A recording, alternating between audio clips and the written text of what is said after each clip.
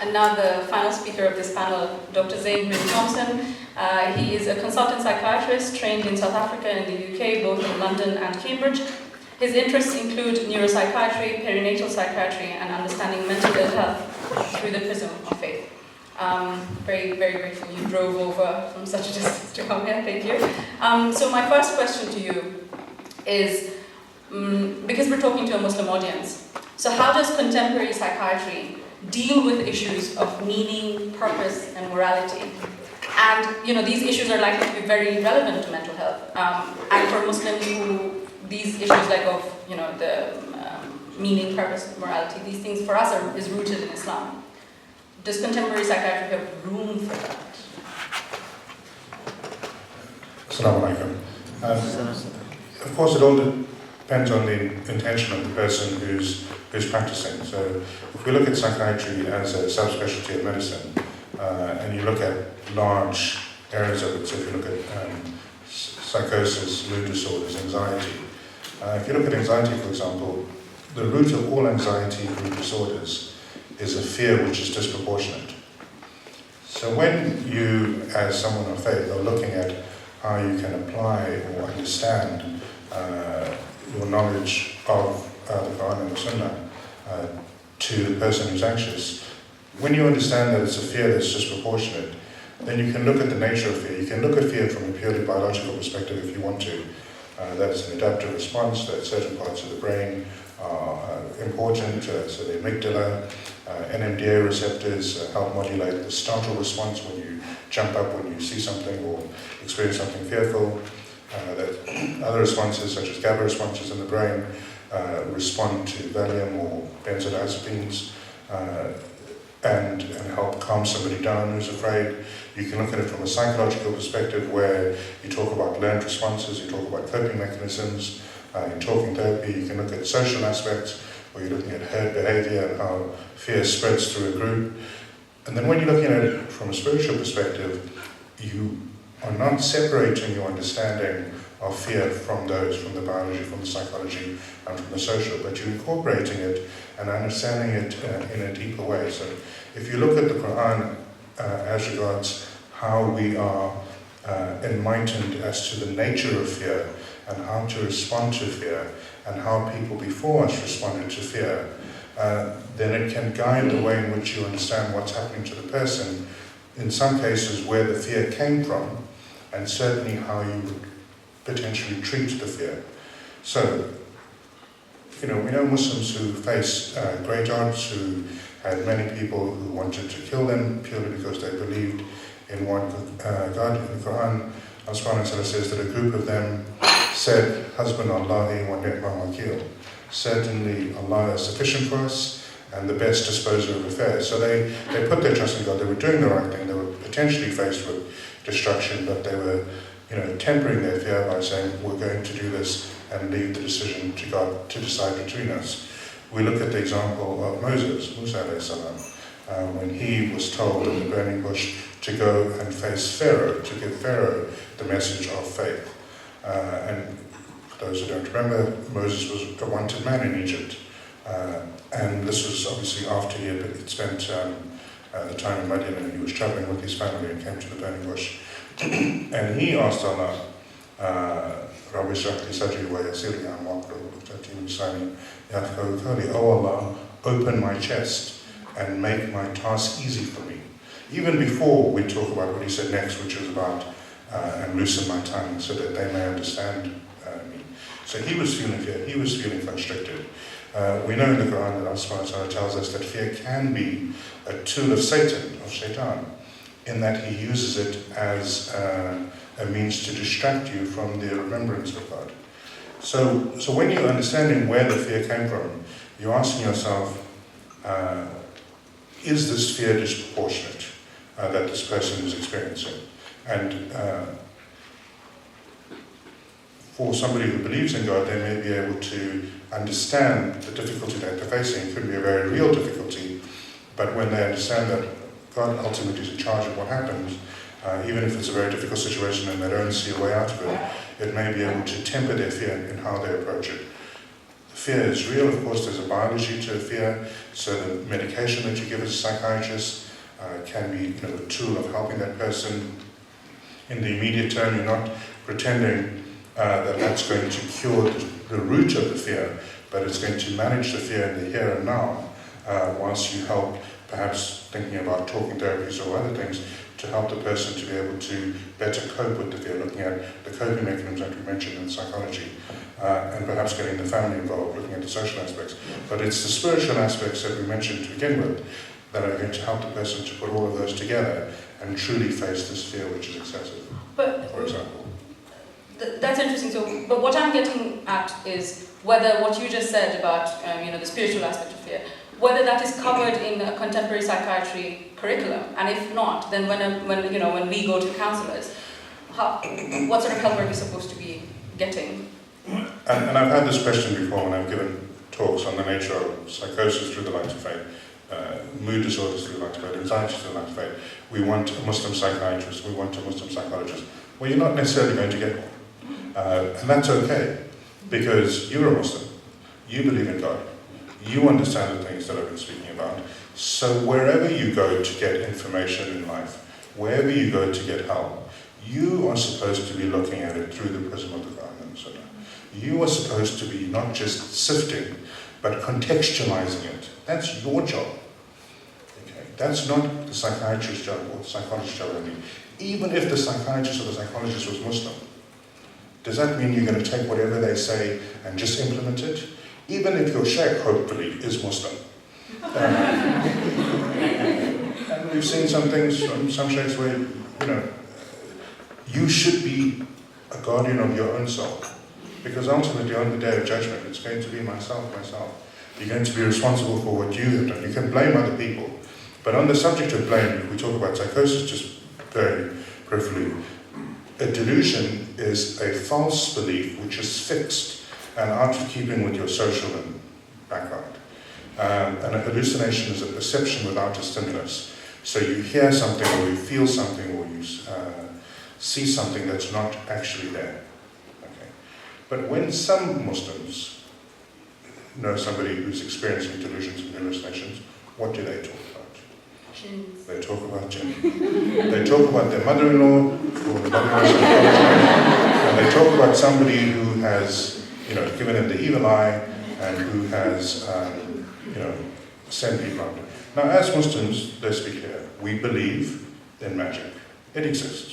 You shouldn't delve into it, you shouldn't get involved into it, you can lose your faith that way. We believe that angels exist. We believe that jinn exists. We believe that jinn can be good and bad. We believe the devil exists. But we also know that the devil himself, not just his minor minions, that the devil himself, Shaitan, Iblis, is going to say on the day of judgment, what? Is he going to say it was my fault? Is he going to say all the things you did that were bad, you can blame me? Allah subhanahu wa ta'ala tells you, he's going to say, not just, I'm sorry, because I had no power over you, but I called and you followed. Okay? So sometimes we over-egg the understanding of what causes these problems. And we want everything to be somebody else's fault. And we want to blame Shaitan, we want to blame other people in our family, we want to blame everyone else. And sometimes you have to accept that that's not the case. And that there may be other explanations that we don't necessarily understand. But when we insist on externalizing blame, it is a bit of a cop-out, and it can be dangerous because it can mean that in some cases where there's genuine accountability that you may know about, we don't look at that. But also, more importantly, it may be that it is not hopeless and helpless in terms of you trying to help yourself, because it's not as if you're on a puppet on the strings of Shaitan, and therefore there's nothing you can do. And people sometimes then get caught up in going to people and even paying people to do things for them, which they could be doing themselves to the extent that there's any good in it. And sometimes there's not a lot of good in some of the things people do. So we should all be reading the Quran over ourselves. We should all be asking Allah and seeking refuge in Him from evil. And the last line of the Quran, min al-jinnati wan nas, we should be asking protection in Allah, in God, from the evil of the jinn, and also of mankind. If you could talk to the medical students in this audience, I've gone around asking quite a few Cambridge medical students here about questions they wanted to place to you, and I'm going to steal them from myself. And one of them was can current medical regulations clash with your ethics as a Muslim? And if yes, how would you navigate that? Examples given to me were about euthanasia and several other things where what you're regulated to do may not be what you feel spiritually comfortable in. How would you advise them? Well, in this country, no doctor is going to be forced to put somebody else to death yet. So that's an easier question to answer. But of course, there'll be other things. There'll be terminations of pregnancy. There will be other aspects where somebody who has a particular view based on their faith is going to have misgivings about putting themselves in a situation where they're going to face particular dilemmas. And I suppose it's about the situation that you put yourself in. You can choose after you've graduated from medical school as to where you work and what you do. And even within certain specialties, there'll be subspecialties where you can choose as to what you get involved. Now, as a psychiatrist, I have not chosen to work in gender identity clinics, for example. I have chosen to work in mother and baby units, and that's where I work at the moment. And we treat pregnant women from 32 weeks of pregnancy to when they have a baby who's just under a year old, and admit them where they have depression, anxiety, psychosis, and so forth. So you have to navigate your career, and you have to navigate the research topics you take up, and you have to accept the reality of the society you're in, and your example and your character, and hopefully your behaviour are going to be instruments of guiding people to something good. And where there's something that's unfortunate, then you walk away. Thank you. And possibly the penultimate question, or maybe even the final question, depending on how long you take to answer this, is medics tend to be, so we've been talking about positivism here. Medics tend to be trained in a curriculum that is particularly positivist. At the same time, they gain mastery over a field that is peculiarly their own, like your average person would not be able to give medical advice. So they are very much the masters of a very positivist field. In that scenario, it wouldn't be surprising if that medic lacked humility about the narrowness of their knowledge, the fact that, well, you really just know the positivist angle of things. What would you recommend to medical students or medics in general? How would they build that humility? Would it be necessary to build a humility or no? Yeah, so I think that's an excellent question. When you told me the topic of the discussion about is your discipline Islamic, and I was thinking about it from medicine perspective, you can look at the nature and the practice of discipline, and the nature of medicine is very easy, that it's dealing with healing people, nice and easy. It's good. But of course the practice of it and the way in which you practice and the way in which you see yourself can lead you to becoming arrogant, which of course is incredibly bad for you. And so some doctors believe that they have the power to heal, and that they even, and may Allah protect us from arrogance, that they have the power of the life and death. And you hear about the so-called God complex amongst some doctors. And that, of course, is not just aberrant, but it's ignorant. Because at best, you may be the agent of the knowledge that you've learned and the mercy of God in helping somebody to become unwell. And doctors will know that where they see a patient where they think that the prognosis is excellent, sometimes, even with the best efforts in the best place, things don't work out so well. And other times where the prognosis, to all extents and purposes, is almost hopeless, and the person makes recovery. So humility is absolutely important. And I say to patients, whether it's psychiatry or any other field of medicine, I say to patients, never mind the doctors, that if good things happen to you, be humble and grateful. Because if you are, then on the day that bad things happen to you, you may be less likely to be dragged down into the gutter and blame yourself. So if you want to protect yourself from depression, for example, be humble and grateful on the good days, so that you don't exalt and gloat, which we're told not to. And then on the bad days, persevere and be patient, because sabr is a big word. It doesn't mean patience on its own. It implies active perseverance. So that on the bad days, you'll have that sabr, patience and perseverance. On the good days, you'll have that humility and gratitude. And so you will be less likely to be a slave of circumstance. What happens to you in life, you may not be able to control, but you can control the way in which you respond to it. And if you have good intentions and have sabr and shukr, then it's an easier path for you. Thank you so much. This appears not to be working. Thank you to Dr. Green-Thompson.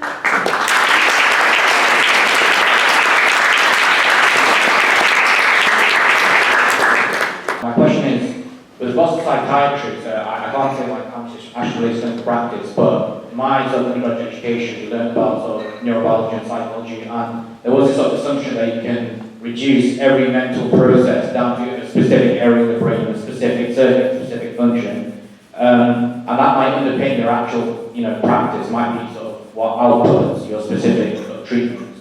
So, does that kind of, believe that you can reduce every mental process or every decision down to a specific set of circuits, raise any concerns or questions with regard to sort of your practice or how you view sort of the science underpinning your practice, if that makes sense? It's interesting then to say that. I taught medical students, clinical medical students at Edinburgh's for many years until I left at the end of last year. When I trained in higher training in psychiatry in London and in Cambridge, I actually found it not biological enough. So I suppose it depends who teaches you, and really you don't want to have a bias either way. If you look at a panic attack, fear sets off the panic and the person starts having panic attacks. But then if you go for a run after you've got established panic attacks, and just the run causes your heart to race, for some people that racing heart can trigger a panic attack. So which came first? Some forms of psychosis are set off by what we think are probably immune-mediated things. So some first episode psychosis, you'll find that the person has got antibodies against NMDA receptor. Now, if that's an immune-mediated psychotic episode, is that just purely biological? Yes, maybe. But what about the stress that led to that issue? Because certainly after women have babies, there is an increased incidence of psychosis. And one of the things that increases the risk is a prolonged and traumatic labor. So was it the psychological stress that set off the immune response that led to the psychotic episode? Or was it just genetics? Because we know that some women who've got a history of having similar episodes in their family have got a much higher risk. Pointing it to be biological only or psychological only are both incorrect. And there's some great teachers at Cambridge, and whilst they may have a bias, hopefully you'll learn from them in terms of the mechanics of what they're talking about, but you'll keep an open mind. Thank you so much. Thank you to all our panelists.